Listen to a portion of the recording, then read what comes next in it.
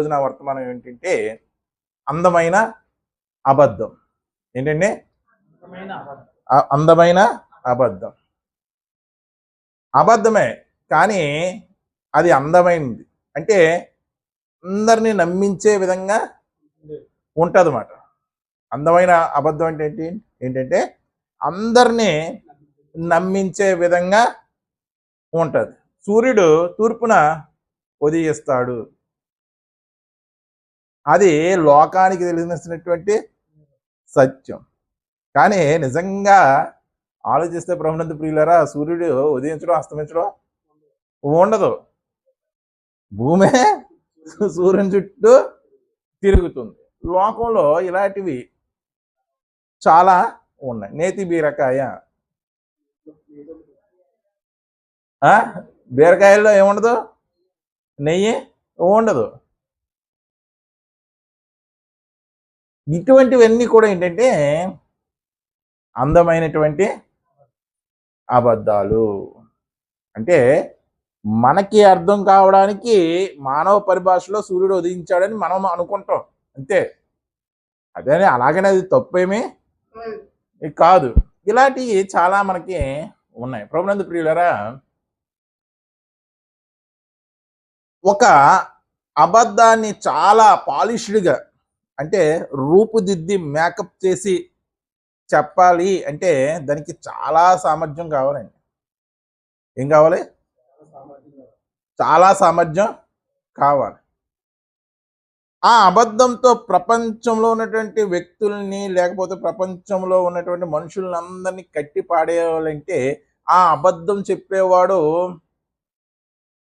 ఎలా అయి ఉండాలి? ఎటువంటి వాడై ఉండాలి?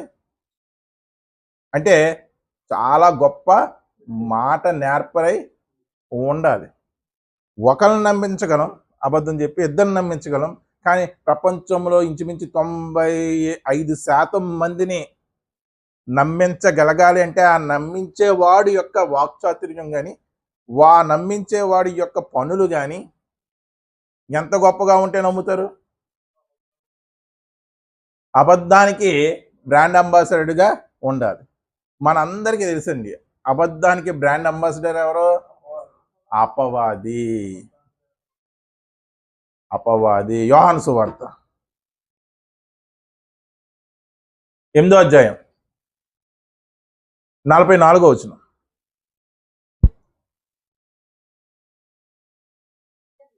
మీరు తండ్రి యగు అపవాది సంబంధులు, మీ తండ్రి దురాశలను నెరవేర్చుకోరుచున్నారు. ఆది నుండి వాడు నరహంతకుడును సత్యమందు నిలిచిన వాడు కాడు. అసలుగా వాని యందు సత్యమే లేదు. వాడు అబద్ధికుడు. వాడు అబద్ధం ఆడినప్పుడు చూడండి, తన స్వభావమును అనుసరించే, అంటే మనము అపవాది అబద్ధం ఆడేటప్పుడు తన స్వభావాన్ని అనుసరించి అబద్ధం ఆడుతున్నాడు. మనం అబద్ధం ఆడేటప్పుడు ఎవరి యొక్క స్వభావాన్ని అనుసరించే అబద్ధం ఆడుతున్నాం? దేవుని స్వభావం కాదా మంది? మనం అబద్ధం ఆడతామా లేదా? ఎదుటి వారి యొక్క శ్రేయస్సు గూర్చి ఎప్పుడన్నా అబద్ధం ఆడితే అది పరిగణలోకి తీసుకోబడదు, కానీ పాపంగా తీసుకోబడకూడదు. కానీ మన యొక్క స్వార్థం కోసం అబద్ధం ఆడితే అది ఖచ్చితంగా పాపమే. కొన్ని ఉంటాయి, నేను చాలాసార్లు చెప్పాను. ఎదుటి వారి యొక్క శ్రేయస్సు గురించి ఒక్కొక్కసారి అబద్ధం ఆడవలసి వస్తా. చాలాసార్లు చెప్పాను. ఒక తాగుబోతు భర్త తన భార్యను చంపేద్దామని కత్తేసుకుని వచ్చాడు. ఆ భార్య వచ్చి మీ ఇంట్లో దాక్కుంది. నా భార్య మీ ఇంటికి వచ్చిందంటే మీరు ఏం చెప్తారు? ఏం చెప్తారు? చెప్పాలి. ఆ అబద్ధం అంటడం ధర్మశాస్త్రం రీత్యా, వాక్యం రీత్యా అక్కడ నీ స్వార్థం ఏం లేదు. నీ స్వార్థానికి నువ్వు అబద్ధం ఆడలేదు. ఒక ప్రాణాన్ని రక్షించడానికి అలాంటివి పాపంగా పరిగణలోకి తీసుకోనబడవు. మరణకరమైనటువంటి పాపం కలదు, మరణకరణం కాని పాపం కలదు. అది వేరే సబ్జెక్ట్ అనుకోండి. ఇలాంటి వాటికి కూడా ఆ మరణకరణం కాని పాపంగా అది పరిగణించబడుతుంది. కానీ బుద్ధిపూర్వకంగా అబద్ధము చెబితే మనం ఎవరి యొక్క స్వభావాన్ని అనుసరించి అబద్ధం చెప్తున్నాము అంటే, అబద్ధం ఎందుకు చెప్తామండి? అక్కడ మన పని అయిపోవాలి, తప్పించుకోవడానికి, మనల్ని మనం గొప్పగా ప్రదర్శించుకోవడానికి, ఒకరికి బ్యాట్ చేయడానికి, ఏదో ఒక నెగిటివ్ షేడే ఉంటుంది అబద్ధం వెనకాల. పాజిటివ్ షేడ్ ఉండేది చాలా తక్కువ శాతం. పెద్దలు అన్నారు, పోయి అబద్ధాలు ఆడి అంటే ఒక మంచి కార్యం కోసం తల పెట్టారు, ఇప్పుడు కుదరదు అది. అప్పట్లో అయితే ఇవి కుదిరింది. అప్పుడు మనుషుల్లో నీతి నిజాయితీ ఇవన్నీ కూడా ఉన్నాయి కాబట్టి అప్పుడు కుదిరింది. ఇప్పుడైతే చెప్పేవన్నీ కూడా అబద్ధాలే. అంటే ఒక మనిషిని అబద్ధంలోకి భ్రమపరచాలి అంటే చాలా టాలెంట్ ఉండాలి. ఒక దొంగ బోధకుడు సంఘాన్ని అబద్ధంలోకి నడిపించాలంటే చాలా టాలెంట్ ఉండాలి. సంఘం అంటే ఉంటే 400 మంది ఉంటారు, 500 మంది ఉంటారు. ఒక 500 మందిని కూడా మిస్మరైజ్ చేసేస్తాడు. అర్థమైందండి? 500 మందిని కూడా ఏం చేస్తాడు? మిస్మరైజ్ చేసేస్తాడు. మిస్మరైజ్ చేసేసి సత్యాన్ని అబద్ధంగా మార్చేస్తాడు. ఆడి యొక్క స్థాయి ఎక్కడ? వాడి యొక్క పరిధిలో ఉన్నటువంటి జనాంగాన్నే మోసపరచగలడు, అంతే కదా. కానీ ప్రపంచంలో అబద్ధానికి జనకుడు, ఫాదర్ ఆఫ్ లై, మొత్తం ప్రపంచ జనులందరినీ కూడా ఒక అందమైనటువంటి అబద్ధంలో బంధించేశాడు. ఏమిటి ఆ అందమైనటువంటి అబద్ధము అంటే? ప్రభునందు ప్రియులరా, బైబిల్ చెప్తుంది మనిషి ఎలా నిర్మించబడ్డాడంటే శరీరము ప్లస్ ఆత్మ. దీనిలో విలువైంది ఏంటి? ఆత్మ. కానీ ఈ రోజుకి కూడా సోకాల్డ్ విశ్వాసులుగా పిలువబడుతున్న వారిలో కూడా ఆత్మకి ఇంపార్టెన్స్ ఇస్తారా, శరీరానికి ఇంపార్టెన్స్ ఇస్తారా? మందిరానికి వెళ్తున్న వారు తమ యొక్క శరీరాశులను అనుసరించే వెళతారు. ఆ రోగం తగ్గాలి, ఈ రోగం తగ్గాలి, లోకాసులను అనుసరించే వెళతారు. అంటే ఇప్పుడు నువ్వు అంటే ఆత్మ అని బైబిల్ గ్రంథం చెప్పింది, కానీ నువ్వు అంటే శరీరము అని అపవాది చెప్పింది. ఎంతమందికి? ప్రపంచ ప్రజలందరికీ చెప్పింది. ఇంచుమించు 95% మంది వాడి యొక్క అందమైన అబద్ధాన్నే నమ్ముతున్నారు. ఈరోజు సోకాల్డ్ విశ్వాసులు, సోకాల్డ్ బోధకులు కూడా వాడి యొక్క అందమైనటువంటి అబద్ధంలోనే ఉన్నారు. తీరని రోగాల రండి, కోర్టు కేసులా రండి, రండి, అప్పుల బాధల రండి. అంటే ఇవన్నీ ఏంటి? అందమైనటువంటి అబద్ధాలు. ఇది చెప్పింది ఎవరు? అబద్ధానికి జనకుడు, ఫాదర్ ఆఫ్ లై. వాడి చెప్పి అంత టాలెంట్ ఫెలో చెప్తేనే ఈరోజు 95% మంది శరీరాన్ని అనుసరించి, ఇందా చెప్పారు కదా, ఎవరో 95% మంది ప్రకృతి సంబంధులు, ఒక 5% మాత్రమే. అది యేసుప్రభు, నేనంటే పర్సంటేజ్లో చెప్పాను, అది అలాగే ఉండాలని కాదు. యేసుప్రభు వారు ఏమన్నారు? నేను భూమి మీదకి వచ్చేటప్పటికి విశ్వాసంను కొనుగొందునా అంటే ఆ పర్సంటేజ్ తక్కువ ఉందనే కదా. అనేకులు ప్రవేశింప చూతురు కానీ ప్రవేశింపరు, పరలోకానికి పోయేటువంటి మార్గం ఇరుకైనది. అనేకులు ప్రవేశింప చూస్తారు కానీ వారి వల్ల ఇరుగ్గా ఉందంటే ఏంటి? ఎక్కువ మంది పడతారా, తక్కువ మంది పడతారా? తక్కువ మంది. నాశనానికి వెళ్ళామా? నేషనల్ హైవే లాగా ఉంది. నేషనల్ హైవేలో ఎంతమంది పడతారు? ఎంతమంది అయినా సరే వెళ్ళిపోతాడు. అంటే ఈ అందమైనటువంటి అబద్ధం ఏమిటి అంటే, నువ్వు అంటే శరీరము. ఈరోజు ఉన్నవన్నీ కూడా, భూమి మీద ఉన్నవన్నీ కూడా శరీరం కోసం ఉన్నాయి. ఉన్నటువంటి గొప్పగా ఏవైతే ఫీల్ అవుతున్నామో అవన్నీ కూడా శరీరం కోసమే ఉన్నాయి. షాపింగ్ మాల్స్ కానీ, సినిమా హాళ్ళు కానీ, ఇంకా తదితర అన్నీ కూడా శరీరం కోసమే ఉన్నాయి. మనిషి కూడా తన శరీరాన్ని పోషించుకోవడానికే ప్రయాసపడుతుంది. తన కుటుంబంలో ఉన్నటువంటి 4 శరీరాలని లేకపోతే ఒక 5 శరీరాలని పోషించడానికే ప్రయాసపడుతున్నాడు. పోషించమని దేవుడు చెప్పాడు. కానీ వాటితో పాటు మీ ఆత్మ యొక్క స్థితి గురించి కూడా చూసుకోండి. మీరు ఆత్మ, శరీరం అయితే కాదు.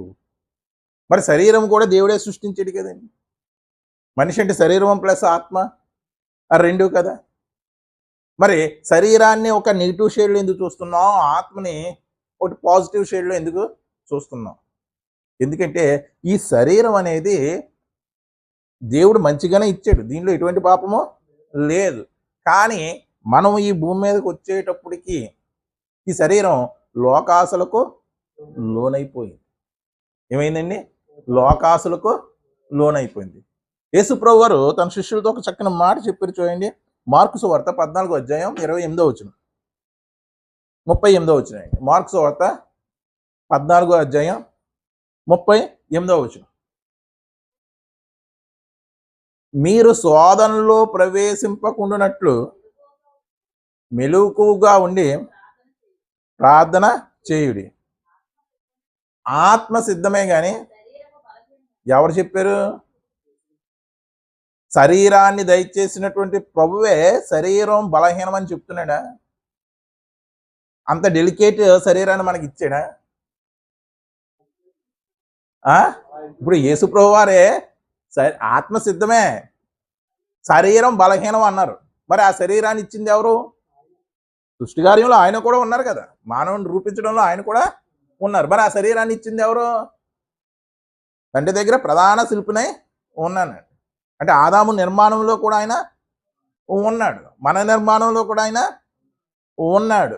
అంటే ఆయన శరీరాన్ని బలహీనంగా నిర్మించాడా? లేకపోతే శరీరం దాల్చినటువంటి మనము ఈ లోకాసల్లో పడిపోయి బలహీనం అయిపోయామా? చెప్పాలండి. మీరు ఈ లోకాసల్లో పడిపోయి బలహీనం అయిపోయారు. మీ శరీరం ఏమైపోయింది? బలహీనం అయిపోయింది. మీకు శరీర సౌష్ఠవం, శరీర దృఢత్వం ఉంటే ఉండవచ్చు, కానీ ఈ శరీరం పాపానికి ఈజీగా ఏమవుతుంది? లోబడిపోద్ది. అది ప్రస్తావిస్తున్నారు. ఆత్మసిద్ధమే, దేవుడి పనికి కానీ దేనికైనా సరే, దేవుని కార్యానికి కానీ ఆత్మసిద్ధమే, కానీ శరీరం ప్రార్థన చేయడానికి ఆత్మసిద్ధమే, కానీ శరీరం బలహీనమని మనము శరీరాన్ని ఏం చేసుకున్నాం? బలహీనముగా చేసుకున్నాం. అదేంటంటే యేసుప్రభు వారు చెప్పారు కదండి, శరీరం బలహీనమని అనకూడదు. అర్థమైందండి మీకు? అంటే శరీరం ఎటువంటిది? ఇప్పుడు ఉన్న మనుషులందరి శరీరాలు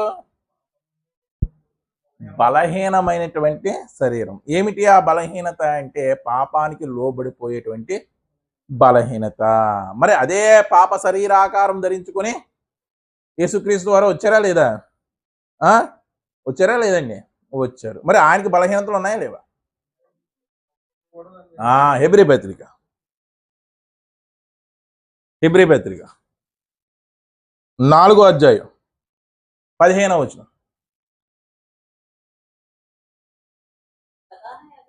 మన ప్రధాన యాజకుడు మన బలహీనతల యందు ఏమిటి మనకు ఉన్నటువంటి బలహీనత? లోకాశ అనేది మన శరీరానికి ఉన్నటువంటి బలహీనత. మనతో సహానుభవంగా లేనివాడు కాదు, కానీ సమస్త విషయంలో మన వల్లనే శోధింపబడినను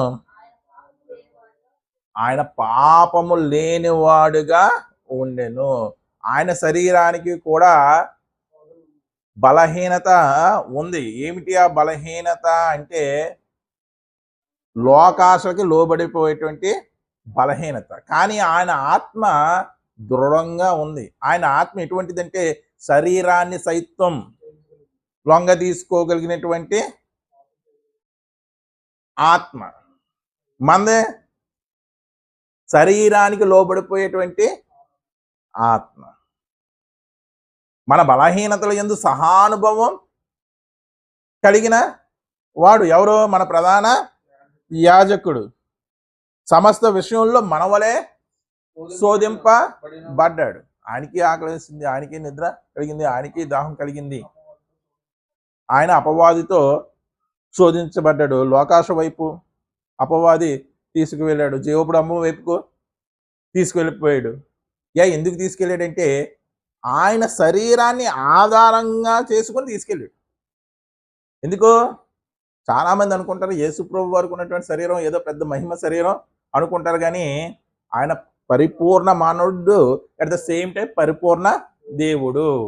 ఆ మానవునికి ఉన్నటువంటి బలహీనత ఆయనకి ఉంది, కానీ ఆయన ఆత్మ దేవుని యందు వర్ధిల్లుతుంది కాబట్టి ఆయన శరీరాన్ని లొంగ తీసుకున్నాడు.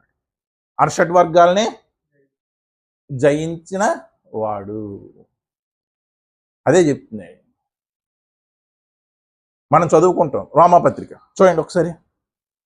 రోమాపత్రిక 2వ అధ్యాయం 24వ వచనం.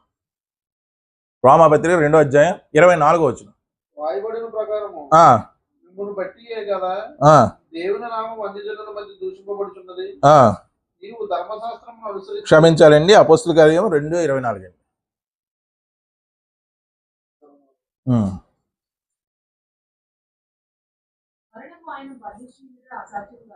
మరణము ఆయనను బంధించి ఉంచుట అసాధ్యం కనుక ఆయనను లేపెను. మరణము ఆయన బంధించుట అసాధ్యం అంట. మరణం పాపం వలన ఏమొచ్చింది? పాపం వలన వచ్చే జీతం అంటే మరణానికి కారణం ఏంటి? పాపం.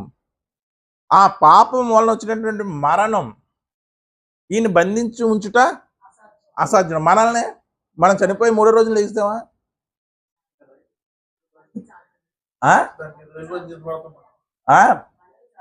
మనకు సాధ్యం కాదు. మనల్ని ఈజీగా ఏం చేస్తుంది? మరణం మనల్ని బంధించేస్తుంది. యేసుక్రీస్తు వారిని అయితే మరణం బంధించడం అసాధ్యము.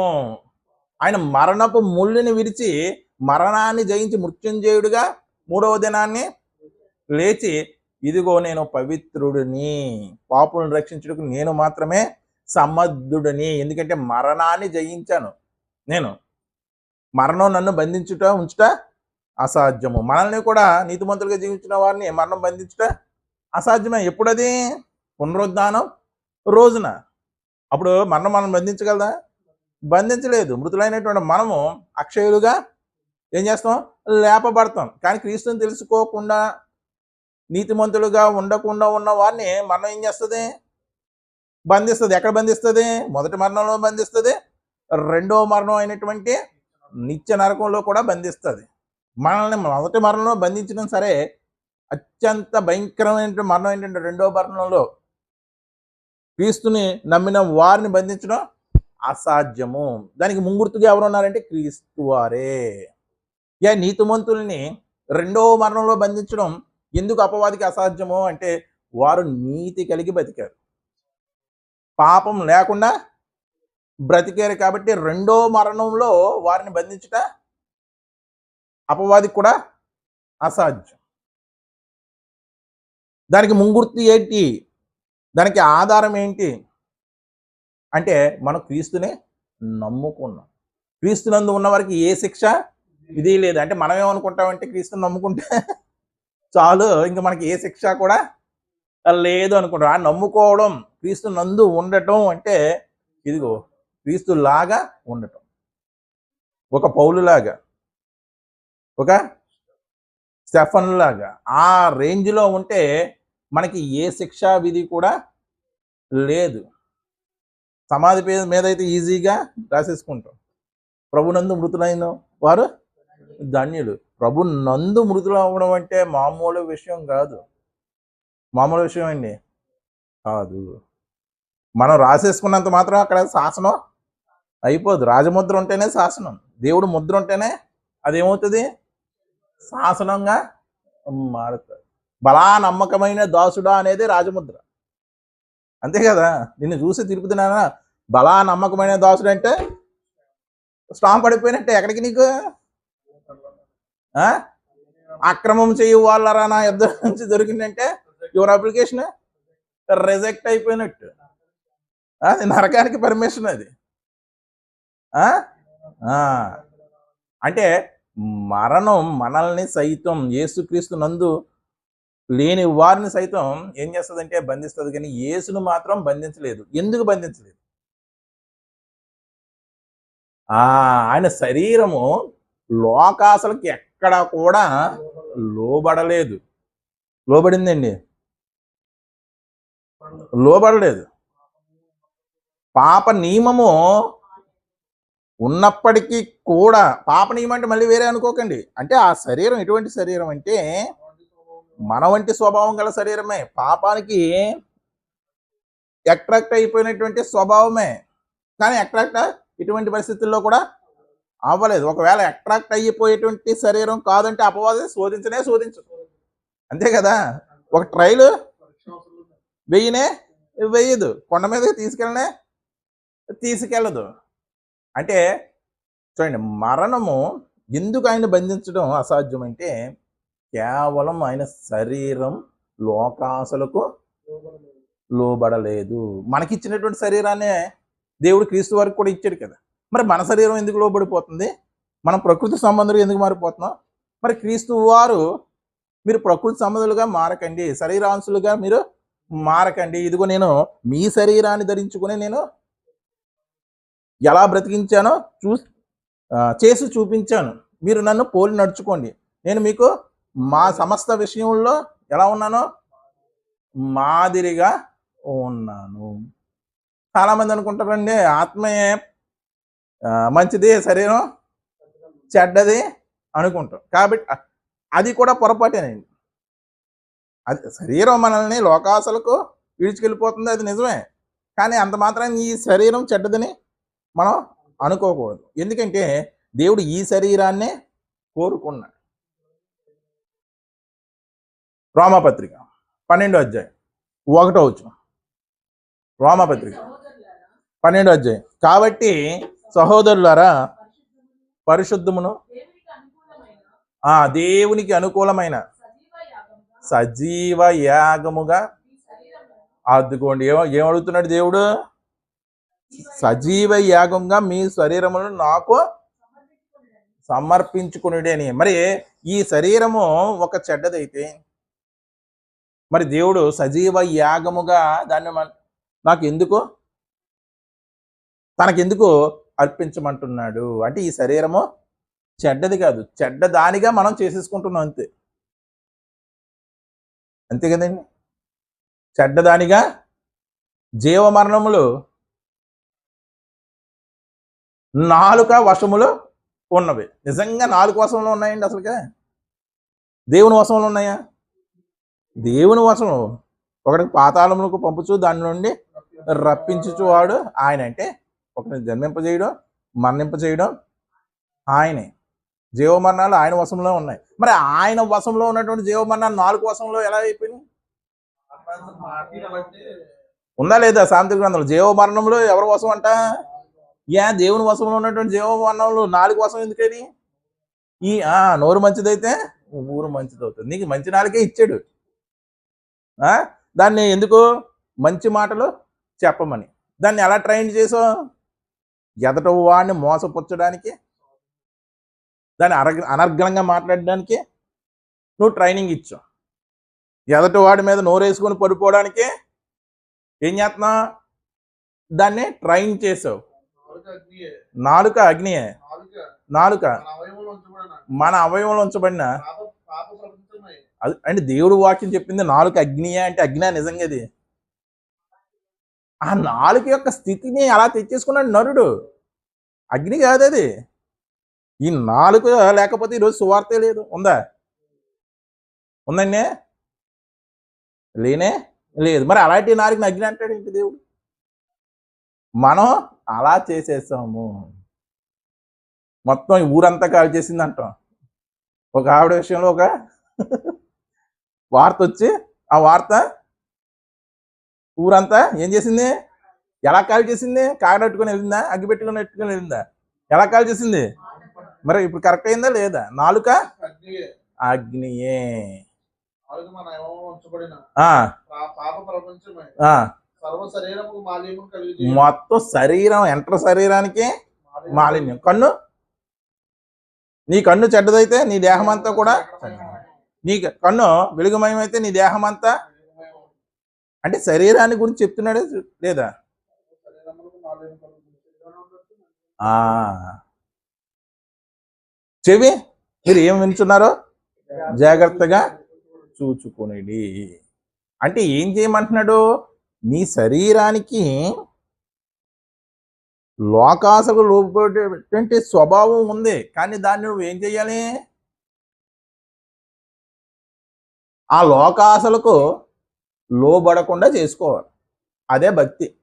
భక్తి అంటే ఇంకంతకన్నా ఏమీ కాదు. ఎవరు చేయగలరు అలాగా? యేసు నందు ఉన్నవారు చెయ్యగలరు. ఓ మరణమా, నీ ఎందుకు అడిగాడు? శరీరాన్ని నలగొట్టుకున్నాడు. భక్తి అంటే ఏంటంటే ఈ శరీరాన్ని లోకాసుల వైపుకి ఇవ్వకపోవడమే భక్తి. ఆ లోకాసులకు నీ శరీరాన్ని నాకు సజీవ యాగంగా సమర్పించండి. పురుషులు ప్రతి స్థలం ముందు పరిశుద్ధమైన చేతులు ఎత్తి, ఎలా పరిశుద్ధమైన చేతులు ఎలా మారుతాయి? డెటాల్తో కడుగుతున్నా, శానిటైజ్ చేసుకున్నా, పరిశుద్ధమైనటువంటి క్రియలు ఈ చేతులతో చేస్తే అవుతాయి. అంటే శరీరము చెడ్డదని కాదు, శరీరం చెడ్డదని కాదు, ఆ శరీరాన్ని చెడ్డదానిగా మనమే చేసేసుకుంటున్నాము. ఎందుకంటే మన ఆత్మ దేవుని యందు ఎలా లేదు? బలముగా లేదు. అందుకే దేవుడు మనకు పరిశుద్ధాత్మ సహాయం దయచేయడానికి కూడా కారణం. అందుకే ఆ పరిశుద్ధాత్మ సహితం మనం ఏం చేస్తున్నామంటే దుఃఖింపజేస్తున్నాం. పరిశుద్ధాత్మను ఎందుకు ఇవ్వబడ్డాడు అంటే నీ శరీరము లోకాశలకు వైపుకి ప్రేరేపింపకుండా దేవుడు మనకి పరిశుద్ధాత్మను ఇచ్చాడండి. గద్దిస్తుందా లేదా? పాపం చేస్తున్నప్పుడు గద్దిస్తుందా లేదా? అయినా చేసేస్తున్నామంటే పరిశుద్ధాత్మను మనం ఏం చేస్తున్నామండి? దుఃఖపరుస్తున్నాము.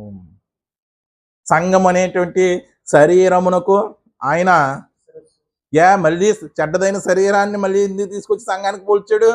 ఒకవేళ శరీరం చెడ్డదైతే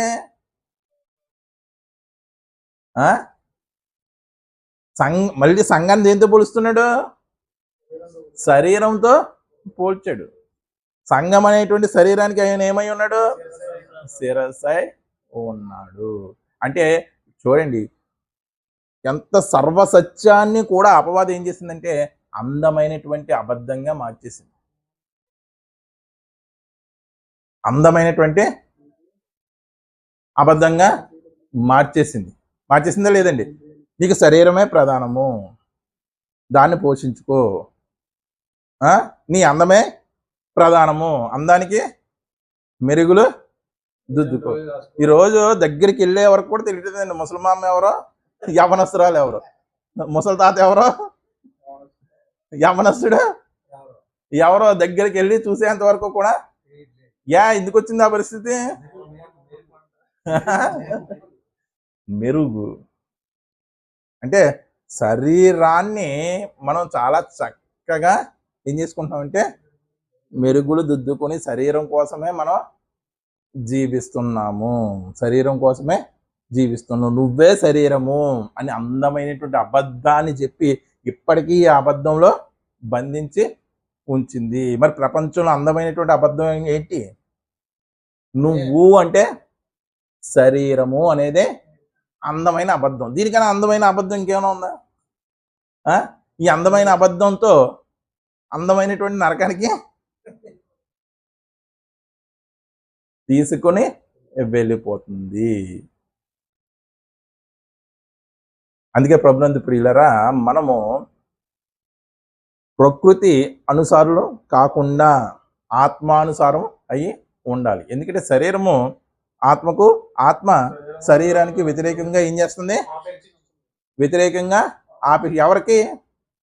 ఎవరికి ఆపేక్షిస్తుంది? వ్యతిరేకంగా పరిశుద్ధుల శరీరాలు. అంతే కదండి. రెండో విరుద్ధ భావం ఎవరిలో ఉంటాయి? పరిశుద్ధుల్లో ఉంటాయి. శరీరమేమో పాపం చేయమంటది. ఆ పరిశుద్ధులు కాని వారు ఎప్పుడో శరీరానికి సరెండర్ అయిపోయారు, అంతే కదా. శరీరానికి వాళ్ళు సరెండర్ అయిపోయారు. అలా ఆటోమేటిక్ గా పాపం చేస్తూ ఇదే కరెక్ట్ అంటారు. లోక మర్యాద వాటిలోనే అతిశయిస్తూ ఉంటారు. కానీ దేవుడు ఏం చెప్పాడంటే, నీ శరీరంలో పోరాటం జరగాలి. ఆ పోరాటం ఎవరెవరికంటే ఆత్మకు శరీరానికి జరగాలి. భూమి మీద నరుని కాలం యుద్ధకాలం వంటిది కాదా? ఏంటి ఆ యుద్ధం అంటే? ఇది ఆత్మకి శరీరానికి జరిగేటువంటి యుద్ధం. నీలో ఆత్మకి శరీరానికి యుద్ధం జరిగి నువ్వు ఆత్మను జయింపదే అదే విజయాన్ని చేకూరుస్తున్నావంటే ఆత్మకు నీలో ఆధ్యాత్మిక చింతన ఉంది. నువ్వు ఆధ్యాత్మిక దారిలోనే ఉన్నట్టు, క్రీస్తు యొక్క మార్గంలో ఉన్నట్టు. లేదు మొత్తానికి శరీరానుసారం అయిపోయావంటే ఎక్కడ ఉన్నట్టు? నాశనముకు పోయే మార్గంలో నువ్వు జోగుతున్నావు అన్నమాట. ఎప్పుడు పడిపోదామని జోగుతున్నావు. ఇప్పుడు ప్రపంచాన్ని చూడండి, ఎక్కడ జోగుతుంది? మత్తులో జోగుతుంది. ఎక్కడ జోగుతుంది? వ్యభిచారంలో జోగుతుంది. ఇవన్నీ కూడా నరకానికి రహదారులు. అంటే చూడండి ఎంత అందమైనటువంటి అబద్ధంలో మనల్ని బంధించి ఉంచిందో. ఎన్నో రాయబడి ఉంటాయి కానీ అన్ని చేయబడినా రాయడం ఎన్నో ఉంటాయి కదండి, అన్ని చేయగలమంటారా? చెయ్యమనే కదా రాయించాడు. మరి చెయ్యమనే కదా రాయించాడు. కానీ చెయ్యటా లేదు, చేసే ప్రయత్నం కూడా లేదు కదా ఈరోజు. ఆ ప్రయత్నం చేస్తే మన దేవుడు సహాయం చేయాలి. భక్తి అంటే శరీరాన్ని జయించడమే భక్తి. అదే యేసుక్రీస్తు వారు భూమి మీద ఉన్న కాలంలో జయించి చూపించాడు. ఆయన అరిషట్ వర్గాలను జయించినటువంటి ఆది సంభూతుడు. కామ క్రోధ మద లోభ మత్సరాలని ఆయన ఏం చేశాడు? మనం ఎటువంటి వారు అంటే, పరిశుద్ధులు ఎటువంటి వారంటే సాధకము చేయబడినటువంటి ట్రైన్డ్ జ్ఞానేంద్రియములు కలిగినటువంటి వారము. అంటే ట్రైన్డ్ ఆర్గాన్స్ మాట మనకు ఉన్నటువంటి ఆర్గాన్స్. జ్ఞానేంద్రియాలంటే కన్ను, ముక్కు, నోరు, చెవి, చర్మం. మనకి ఎటువంటి జ్ఞానేంద్రియాలు? సెన్సార్స్. జ్ఞానేంద్రియాలు అంటే ఏంటండి? సెన్సార్ అంటే సెన్స్ తెలుస్తే తెలియవా వీళ్ళకి? చెవికి సెన్స్ తెలుస్తుందా? ఎలాగా? ముక్కుకి ఏసావుకు తెలిసింది కదా, తెలిసిందా? ముక్కుతో పడేసిందా లేదా అపవాది? ఎర్రని కూరకి వస్తున్నప్పుడు ముందు కన్ను పని చేసి ఉంటుందా? ముక్కు పని చేసి ఉంటుందా? మన రోడ్డు మీద వెళ్తున్నాం, బిర్యానీ పాయింట్ వైపు ఒక్కసారి ఎలా చూసామంటే ముందు ఏది పని చేసింది? మీకు ఎందుకండి అక్కడ బాలాజీలో సిగ్నల్ లైట్ దగ్గరికి వెళ్ళగానే ఏమొస్తుంది? వస్తుందా లేదు స్మెల్? తర్వాత అలాగొక లుక్ వేస్తాం. మరి ఏసావుకి ఆ చిక్కుడుకాయ కూరలో ముందు ఏది కనపడింది? ఎర్రగా కనపడిందా? ముందు వాసన వచ్చింది ఉంటుందా? జాగ్రత్తని సైతం కూడా వదిలేసుకుంది. అంటే కంటికి చూపు, చెవికి వినికిడి, ముక్కుకి వాసన, నోటికి రుచి, చర్మానికి స్పర్శ. ఈ 5 పాపానికి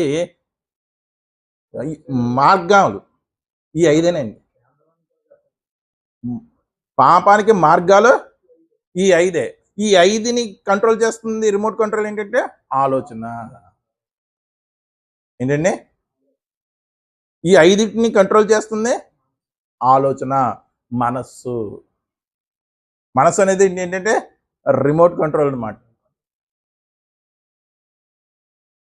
అందుకే దేవుడు చెబుతున్నాడు మనం ఎటువంటి జ్ఞానేంద్రియం అంట?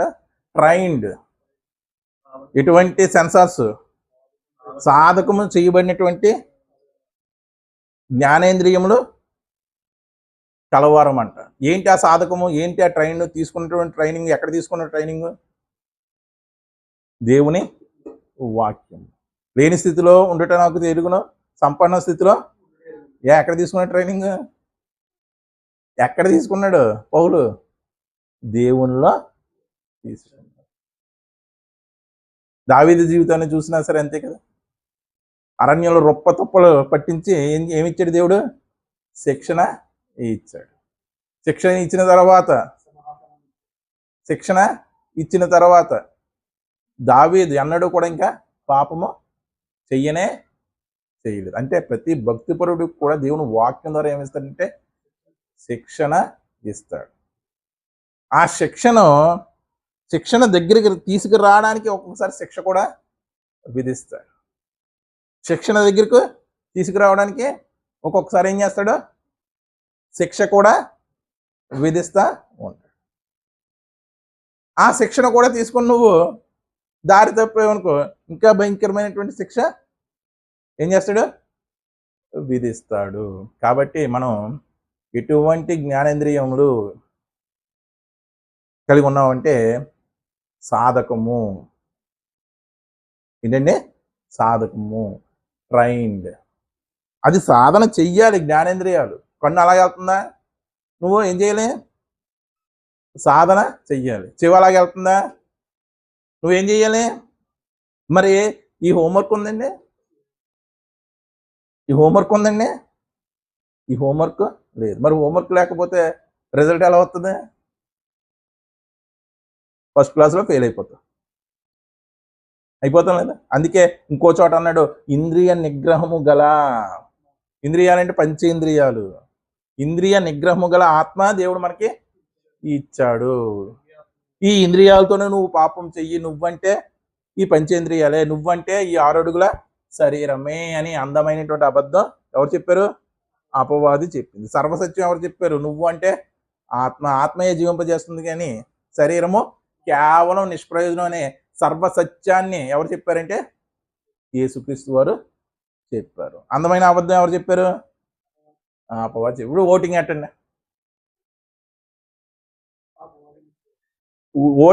ఇప్పుడు ప్రపంచం మానవులు 750 కోట్ల మందికి ఓటింగ్ ఎట్టండి.